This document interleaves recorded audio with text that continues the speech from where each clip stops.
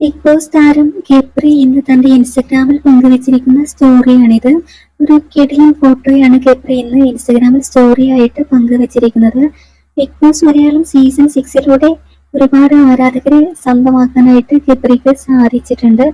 Big boss Malayalam season 6 സഹമത്സരാർത്ഥി ജാസ്മിനുമായിട്ടുള്ള ഒരു friendship combo പിടിച്ചതാണ് ഇവർക്ക് ഒരുപാട് ഹേറ്റേഴ്സ് ഉണ്ടാവാനായിട്ട് കാരണമുണ്ടായത്. ഒരുപാട് ആളുകൾ പറഞ്ഞിരുന്നു ബിഗ് ബോസ് കഴിഞ്ഞാൽ ജാസ്മിനും ഗബ്രിയും തമ്മിലുള്ള ഒരു ഫ്രണ്ട്ഷിപ്പ് നിലനിൽക്കില്ല എന്നുള്ളത്.